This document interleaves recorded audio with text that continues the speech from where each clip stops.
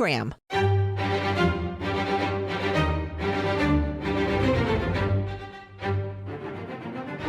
The search for so-called boyfriend Brian Laundrie is in high gear with a reward up to $170,000. Brian Laundrie, the so-called boyfriend of the van life girl Gabby Petito, her body found out in the elements in the open in the Grand Tetons where the two had been camping.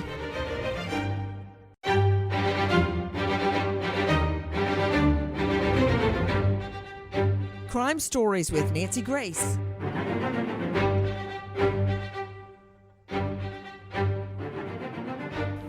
How in the world did Brian Laundrie seemingly slip through the fingers of not only the police, the feds, and the press, who had a ring of cameras around his whole home, including his backyard?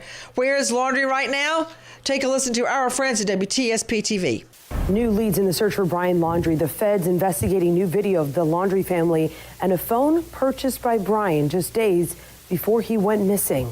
First, though, let's squash a rumor that you may have seen on social media tonight. There's been some people sharing that Brian was spotted in North Carolina in the mountains. Others saying that he was found there. But that is false, according to police. Officers from New Bern PD and the FBI looked into the tips that Brian was seen in the city, but they said they don't believe he was or is in New Bern, which is, by the way, a city on the east coast of North Carolina. So where is Laundrie? And don't be dissuaded because one tip was wrong. We need citizen police now more than ever. If it had not been for social media, we wouldn't have even found Gabby's body, I dare say. Joining me, an all-star panel and special guest today, Ben Levitan, telecommunications expert joining us out of Raleigh. Matthew Mangino, lawyer, former prosecutor, author of The Executioner's Toll. Dr. Sherry Swartz, forensic psychologist at PantherMitigation.com, author of Criminal Behavior. Cheryl McCollum, founder director of the Cold Case Research Institute. You can find her at coldcase.org. Death investigator Joseph Scott Morgan, professor of forensics, Jacksonville State University, author of Blood Beneath My Feet, and host of a brand new hit series, Body Bags, with Joseph Scott Morgan. Masa Saidi joining us, investigative reporter, WFLA, on the case from the very beginning. But I want to go first to another special guest joining us, Hunter Manis, who says he saw Brian Laundrie in a bar near Yellowstone. I'm very curious to hear all the details. Hunter Manis, thank you for being with us. Thank you, Nancy. Hunter, can you believe the guy you saw at a bar is in the middle of this hailstorm? No, actually, I can't. My friend and I actually, at this point, have wished we had gone to a different restaurant and bar. Where were you? We were in West Yellowstone, Montana, which is it's about a mile and a half outside the west gate of Yellowstone. We were at a bar and restaurant called Bullwinkle's. Okay, I've camped there many, many times. In fact, I just got back from taking the twins to Yellowstone. I mean, you could spend a month there and not see it all. So Hunter Manis joining me, who sees Brian Laundrie at the bar Bullwinkle's at Yellowstone. Curious, what was the date that you saw him, Hunter? It was August 26th, and he was actually in the bar already when we went in, which was around 10 o'clock. And we left the bar a few minutes after 12, and he was still there. 10 p.m.? Yes, ma'am. So he was still there, and was he alone? For everything that we could see, yes, he was. The bar was actually... Well, what do you mean by that? Because I was expecting a yes-no. Yes, he was alone. The only people in the bar were him, two female bartenders, my friend and I, and another couple that we had met in the restaurant a few minutes earlier. So that's a yes, he was alone? Yes. 10 o'clock at night, August the 26th. So that begs, don't go anywhere, Hunter Madison. I want to tell you again how thankful we are to have you. I mean, I can read about you, but I want to ask you our own questions. And panel, jump in with questions for Manis. So where was Gabby on August 26th, and how does that fit into the timeline? Straight out to Masa Saidi joining us. Masa, we believe, or have believed up until right now, that Gabby was still alive on August 26th. Why? That's exactly right. We believe that Gabby was still alive on August 26th. I can tell you that according to a federal court paperwork, Gabby sent, or someone sent, a text message from Gabby Petito's phone on August 27th. Now, her mother thought that text message was very curious because she referred to her grandfather as Stan. This was something that she had never done before, but people had reported seeing Gabby alive in Wyoming on August 26th. And the last that her family heard from her was a text message that was sent from her phone on August 27th. Who reports seeing her alive after August 26th? After August 26th, no reports of her alive. I thought you just said there were reports of seeing her alive after August 26th. So no reports of anyone seeing her alive. There's just those fake texts. To Cheryl McCollum, let's weigh in on the timeline. Well, we know the last time she FaceTimed with her dad was August 21st. Mm-hmm. We know there was some post on her social media, but again, we can't confirm she did that. The text messages, I can already tell you, I have always believed they were bogus. Not just the one where she mentions her grandfather as Stan. Now, what can I ask you another question, Cheryl? Go with me on this, and then I'm going to circle back with Ben Levitan, our telecommunications expert, joining us out of Raleigh. Cheryl, you mentioned some posts after August 26th, but did you notice on those posts after August 26th, for the first time throughout the entire trip, Gabby did not geotag the Insta posts. She geotagged all of her posts throughout until then, and suddenly no more geotagging. It was almost as if someone else sent it. I mean, because think about it. I write a certain way. You write me full on paragraphs in texts, whatever. But that was her style. And I think there's a reason for it. She was building a business. You know how people start as I guess you could say influencer, or let's just say they're a nutritionist, or they're a dietitian, or they're a travel person, and they start a blog. And she had this awesome video blog, and it took a lot of effort to edit as an amateur, to edit what she was doing, and it looked very professional and very intriguing. I was sucked into it. I liked watching what they were doing. It made me want to go along with them. That took a lot of time and effort. One of her hallmarks was that she geotagged so everybody would know where she was when she posted. But in those last posts, they were not geotagged, to my understanding, Cheryl McCollum. I think that's a brilliant point, Nancy. And again, I think that's the reason his original phone is gone. That's the reason I think when they're looking in that... Wait. Whole nother can of worms, but I like it. The reason his phone was gone. Okay, Hunter Manis, hold on just a second, friend, because I want you to hear something about the so-called phone. The so-called phone that, for some reason, like, who leaves their phone behind? I mean, my twins would rather get their thumb cut off rather than leave their phone behind. But from what we understand, he left his phone behind. Why do you find that significant, Cheryl McCollum? I think it's significant because it's just another red herring from these people. He left the brand new phone behind, easily found. FBI shows up. Mom's like, oh, here it is. He left it behind because that phone was clean.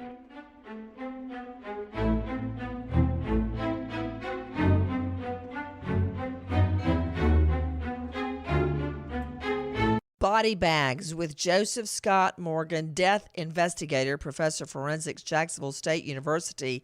Joe Scott Morgan has been on over 10,000 death scenes, and now he takes apart, in a way that only he can, the homicides that we are all investigating, whether you're in the thick of it with the police department or the FBI, or you're an armchair sleuth. Joe Scott Morgan will give you answers. Body Bags, Joe Scott Morgan.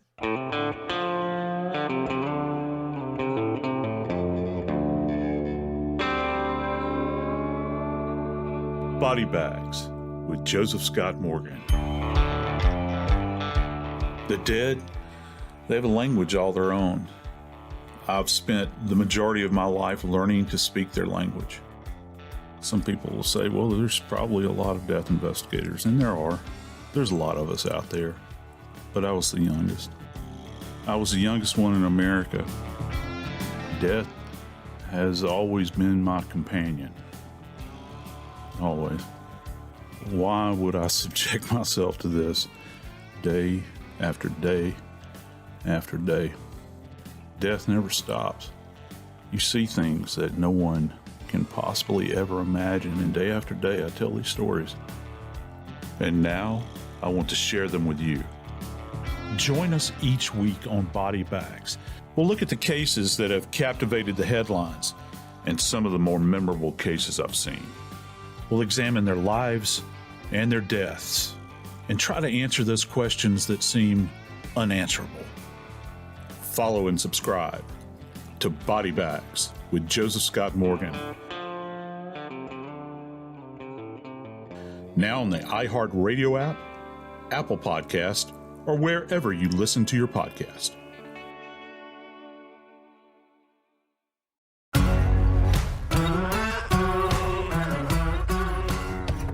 Crime Stories with Nancy Grace. Guys, take a listen to Our Cut 202. This is Shannon Clough, 10 Tampa Bay, WTSP. Tonight, we've confirmed with Brian Laundrie's attorney that he bought a phone before he went missing. Stephen Bertolino, who is the attorney for the Laundrie family, tells me Brian got a phone sometime in the month of September. He tells me he doesn't know why or exactly where he bought this phone, but he did tell me he got it before he went missing, and he actually left the phone here at his home. You can all probably remember that his family reported him missing to Northport Police on September 17th. His family saying the last time they saw him was on September 14th, when they say he went to the Carlton Reserve. We can confirm that search continues for Brian Laundrie at the Carlton Reserve, and the lawyer confirming to me that the phone is now in the hands of the FBI. That would be the new phone. Is that right, Masa Sayedi? The new phone that he bought is in the hands of the FBI. Okay, Ben Levitan. Hey, Hunter Manis, you had no idea that what you said about seeing him on August 26th was going to open up this can of worms. Hold on, Hunter. Ben Levitan, why would anybody intentionally lose their phone? Because they don't want to be tracked, Nancy. I mean, he bought this phone on September 15th. He bought a prepaid phone. Where is his original phone? Nancy. What happened to that phone? Okay, who's breaking in? Who is that? It was Masa. So this is actually the story that I'm working on today. The Laundrie family attorney gave us a little bit more details than you just heard from that other reporter. We have confirmed through the attorney that Brian allegedly purchased a new phone on September 4th.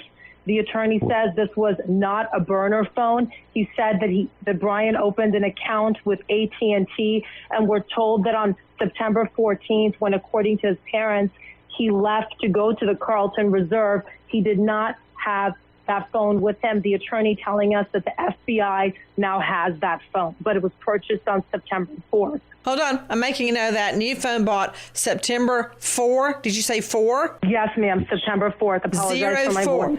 No. It's me. So, Marcia, that's very, very probative in my mind. And guys, this is how you build a case.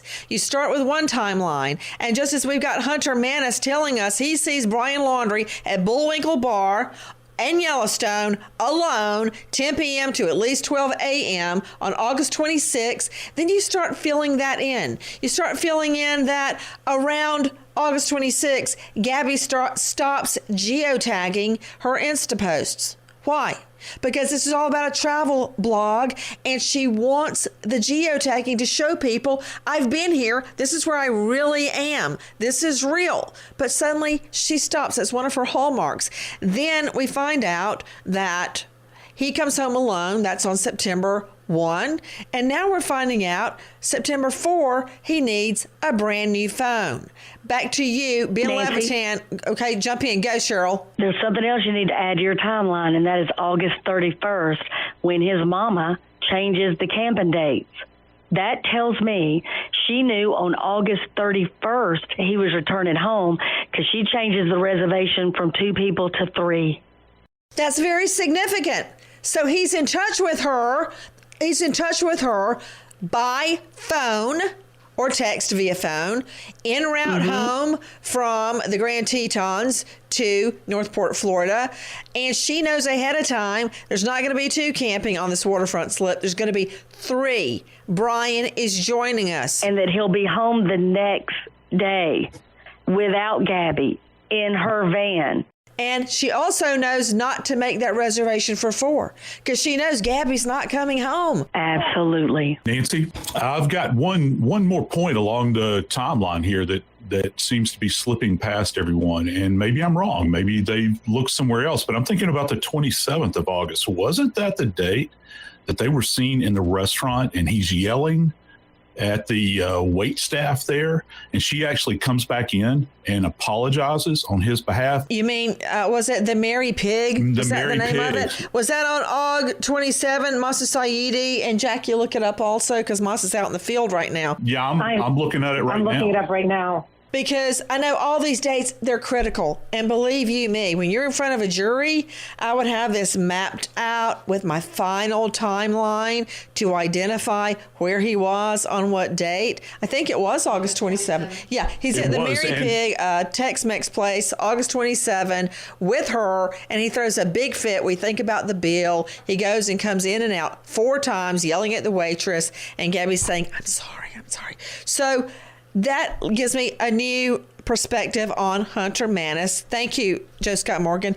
One more. Hit me. It's later that day, 30 miles away, Nancy, when the family of loggers, they're driving through the forest. And they actually state it was on the 27th. Remember, she went back through her videography. They saw the van there. They saw the van approximating the location where Gabby was eventually found. Nancy. Yeah, jump in, Ben. Yeah, so we've got his original phone and we have Gabby's phone. Gabby's phone last sent the text out on August 27th. When that phone was turned off, thrown away, it reported its location to AT&T. Where did that phone go out of service? Oh, wait a minute. You're telling me something new. August 27. Now, Cheryl, was that the fake text to Stan? I believe absolutely it was bogus. No question. Okay, hold on. August 27, last text, fake or not, from Gabby. Okay, back to you. Ben, what, Masa? August 30th, Petito's mom also had mentioned previously in reports she had received a final text on August 30th. That's according to our reporting. Is that the one that said no cell service in Yosemite? Correct. Yes. Correct. Okay. Hunter, don't move. I know you're tempted to get up and go get a cup of coffee. Don't do it. Wait a minute.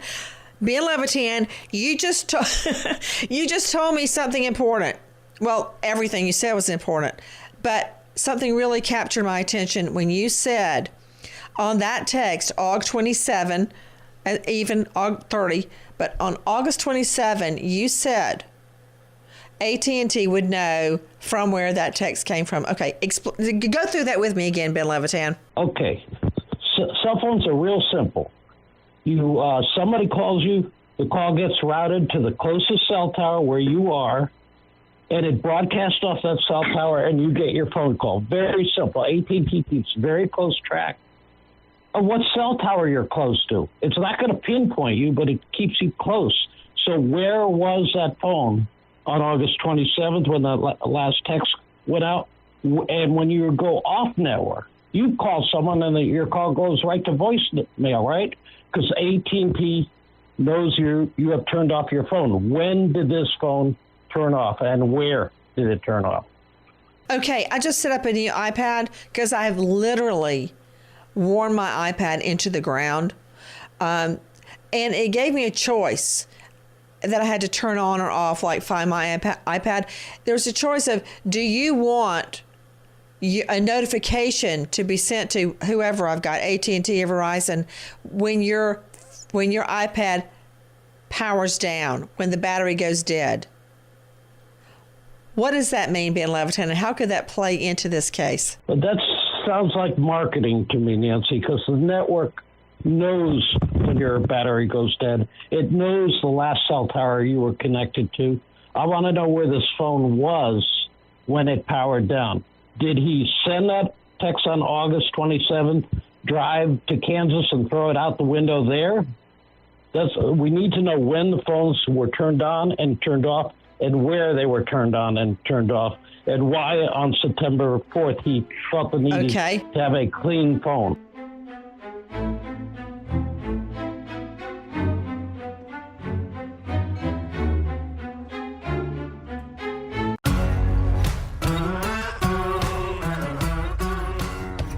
Crime Stories with Nancy Grace. Straight up to Matthew Mangino joining us, former prosecutor and author of The Executioner's Toll. Matthew, why do these little details matter so much? Well, they're extremely important to put a timeline together. And I'm sure that investigators, in conjunction with prosecutors, are looking at these issues right now, because you want to make sure before you file charges, before you proceed with this matter, that you've dotted all the I's and crossed the T's. You don't want to find that you made a mistake or you missed something. Now, there's no rush to file charges in terms of homicide. There's no rush to prosecute a defendant you haven't even found yet. But you want to do this methodical investigation, piecing together everything that you can so that you don't get surprised when trial does roll around. And I find it very significant to Dr. Sherry Schwartz, forensic psychologist and author, that you're on a cross-country trip. You obviously call or text your mother on August 31 that you're on the way, and then somehow you lose that phone. And when you're on a cross-country trip, Dr. Sherry, that's the one thing you have to stay in touch with your family is your phone. So we know he had it on August 31 when Mom changes the reservation at that campsite from 2 to 3. She knows he's coming home. She knows Gabby's not with him. He texted her or he called her. How does he, in the space of one day, lose his only connection to the world, his cell phone? Well, my thoughts on this, Nancy, are that as parents are toxic enablers, and so they rubber stamp whatever behavior, no matter how bad, clearly. And so I think it's entirely possible that Mom and Dad advised him, lose the phone, stop using it. You can be tracked that way. And truer words were never spoken, Ben Levitan. Weigh in. That's true. I mean, it doesn't pinpoint you, but if he turns on his phone, the FBI can know exactly where it is. Because once you turn on your phone, it identifies the cell tower to which you are closest. You can get to that area, and there's the phone company can ping you. When you call 911, the phone company pings you and gets a location within 150 feet. Once you get to that 150 feet, the FBI has equipment that will pinpoint you to exactly where you are. So the phone is his worst enemy in this whole case, and her phone is his worst enemy. Why do you say that? I'm very curious. Why do you say the phones are the worst enemies of Brian Laundrie? It's going to say exactly where her phone was. When you get these records, we know exactly where his phone is over this entire period of time. We know exactly where her phone is. We know when they've been turned on and turned off. If he took her phone, sent the fake text message, I want to know where that text message was sent from. Then I want to know when the phone went off the network. When did it go off the network? Did he break up her phone, throw it out? The fact is, if you have a phone, whether you turn your location off or not, the phone network knows where you are, Nancy. So isn't that quite the coincidence, Cheryl McCollum? He can text or call his mother on August 31 when she changes the reservations. But then in the space of 24 hours, oops, he loses his phone. Well, let's go to premeditation. He lied to law enforcement and said he didn't have one. That phone has been a central part of this thing from the beginning, even before we even knew or he even committed the murder. He's lying about that phone. And remember, Gabby and Brian Laundrie were fighting because he took her phone and threatened to leave her, and they were fighting over the phone. I want to go back to Hunter Manis, who's been waiting patiently, our special guest joining us along with Masa Saidi. Hunter, please tell me everything you remember about seeing Brian Laundrie there at Bullwinkle's? When we walked from the restaurant into the bar, he was already in there. He was sitting at the short side of the bar. And the couple we had met a little earlier in the restaurant was at the larger side. And like I said, there were two female bartenders. We sat next to the couple, which actually placed me closest to him. He was on kind of a short L-shaped side of the bar, and we were on the long side. I really didn't pay that close of attention to him when we first got in there. There wasn't really a reason to. We did notice that he had a backpack that was down beside his bar stool, because the door entering from the other part of the building was on that side of the bar. We started a conversation, my friend did, with the other couple that we had met. And during the conversation, I think I glanced his way once or twice. Again, not paying that much attention. Nothing stood out that much. He just sat there quietly. I did notice that he wasn't making conversation with the bartenders or anything like that. And then during our conversation, my friend and her husband, as well as this other couple, I guess, are big game hunters. They travel and hunt. So it was a conversation about, the differences in Louisiana. And this couple was actually from, I believe, Wyoming. And so the difference in animals and the difference in hunting and things like that, which led to guns, and later on led somewhat into politics. And that's when he more or less just abruptly interjected himself into the conversation, and first said something about stupid Southerners and something about Republicans or conservatives. And it kind of caught me off guard, because he was somewhat to my back right. And so I kind of turned around, and at the time my friend kind of laughed, and she said, which I guess offended her more than it did me. She said, well, stupid Southerners, she said, she and I both have doctor in front of our name. Do you? And he made some kind of smirk, and I laughed, and I said, well, where are you from? I was trying to make conversation and kind of lighten what seemed to me as kind of a aggressive conversation starter that he had started. And he said, I'm from New York. And I kind of laughed, and I said, okay, New York. And he said, I have a name. It's Brian. I said, okay, Brian from New York. I said, let me ask you. You're in a small-town mountain bar in the middle of nowhere in Montana. Exactly what type of people did you expect to run across? And he just kind of looked at me, mumbled something under his breath. And as far as verbal interaction, that's all we had. We more or less went back to our conversation, and he didn't say anything else that I recall. I wouldn't turn my back on him as much as I had it turned on him before, because it just made me a little uncomfortable. And my friend, the other couple, was leaving, and she mentioned to me that she was a little creeped out, and that he just seemed overly invested in our conversation. She said, I feel like we're being watched. This is creepy. So we walked outside. There was a patio out back. I smoke, she doesn't. So she went outside with me. I said, come on. And we sat out there a few minutes. And when we went back in, I said, look, if you're uncomfortable, let's move a couple of seats down, which we did. And he just sat there, and it was more or less like a strange glare at us most of the time. Now, one of the questions that has been asked of me a lot, was he drinking? Because I know she had said in the body cam footage they don't drink. Of course, most 22-year-olds in a police confrontation would answer that question the same way. But was he drinking? When we walked in, he had a drink in front of him. Now, we never heard him or saw him order that one or another one, and it was dark colored. Now, was it a mixed drink, or was it a Coca-Cola? I couldn't say. But what I will say is, when we had the verbal exchange with him, his speech seemed slurred. My friend also agreed that it seemed slurred. To me, when I looked directly at him, his eyes seemed a little bit glassy.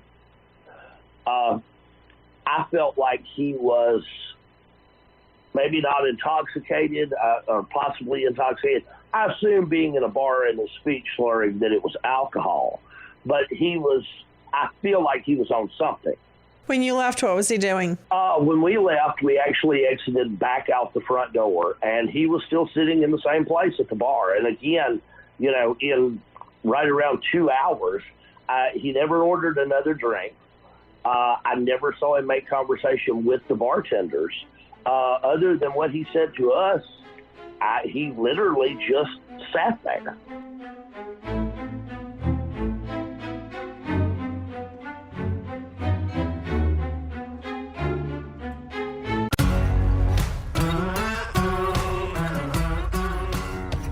Crime Stories with Nancy Grace. Who was that jumping in? That was Matt. Jump in. Well, I think that this timeline, again, is very interesting because we continue to see a deterioration of their relationship. We had the domestic dispute. Now I happen to have been in West Yellowstone this spring in Bullwinkles and had dinner. If you're going to be in there by yourself and you're traveling by van, then we have to assume that the van is out front and your partner is sitting in the van by herself or laying there. We know she was seen the following day in the restaurant with him. So we see this deterioration of their relationship, which can extend some sort of motive here. There's animosity between them. They're strained. Their relationship is strained. There's been domestic violence. She's been left alone and abandoned. And now ultimately it culminates possibly in her murder by Brian Laundrie. So I think this is important because it shows him by himself without her and extends this strained relationship between the two of them.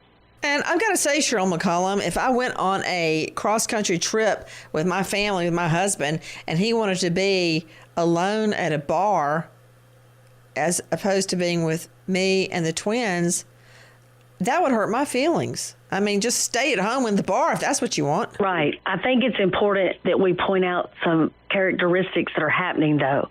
When you start saying things like, dumb Southerners, and now you're bringing in politics, whether it's, Democratic or Republican, the level of anger based on just where somebody's from geographically tells you again about his lack of tolerance, lack of understanding, lack of empathy, lack of anything. Because again, you're talking about Southerners. Come on. The microwave, the handheld calculator, little thing called anesthesia, you're welcome. We've done some pretty cool things, but he's so angry by this man's accent and what he's saying. It makes no sense except when you look at, is this person capable of an explosive anger event? Weigh in, Dr. Sherry. I agree with Ms. Cheryl completely. She's absolutely right.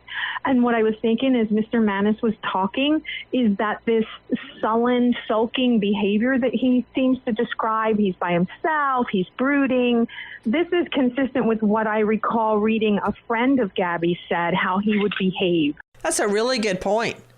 Because Manis is describing it just the way Gabby's friend described him. That's a really good connection. Hey, guys, very quickly, I want to ask Masa Saidi about a drink can that Dog the Bounty Hunter has just found on an island or an islet down in Florida. What can you tell me, Masa? A lot of people are poo-pooing it, but they poo-pooed Dwayne Chapman when he started looking for Laundrie, and now he's found all this information about Fort DeSoto. I don't want to discount anything he may find. What can you tell me? Well, I can tell you that part of Dog's tip did turn out to be true. We now know that the family was there from the 6th through the 7th, according to their attorney. I can also tell you that yesterday, the Pinellas County Sheriff told us that they turned surveillance video on Tuesday over to the FBI. So then I contacted the FBI and I said, hey, the Pinellas Sheriff says they gave you guys video of Fort DeSoto on Tuesday. Did you have knowledge of it beforehand? Had you previously gotten the video yourself? And right. Of course, they did not answer that question. So a lot of people thinking that is funny.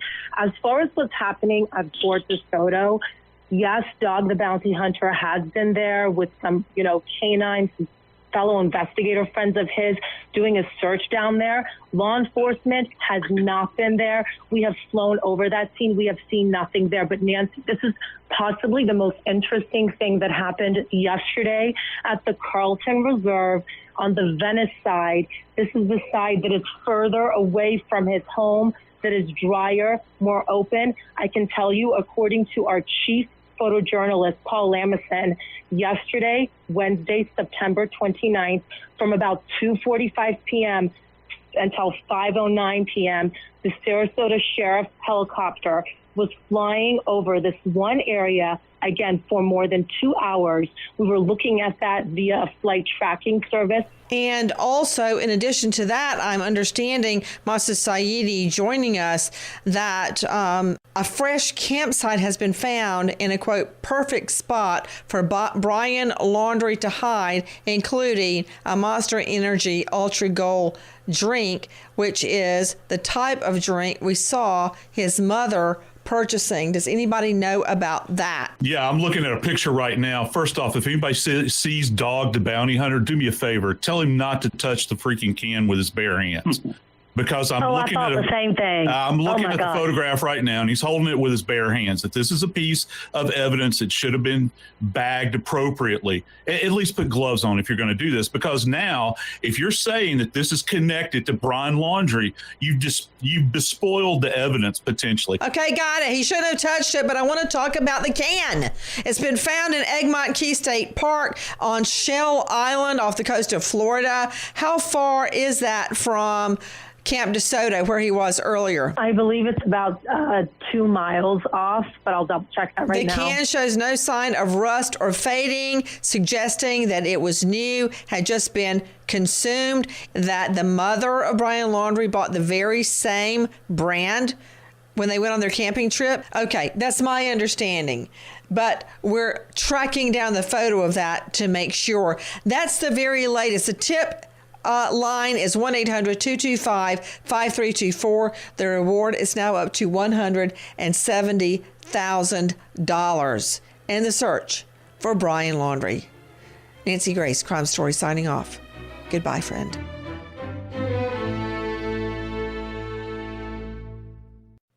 Big thank you to our partner making today's program possible. It's Forza Consumer Group. I feel really strongly about this. You know, there's an old saying, if it sounds too good to be true, it is. And when it comes in the form of a timeshare, often it is too good to be true. Timeshares can lure you with gifts and the promise of prosperity ownership.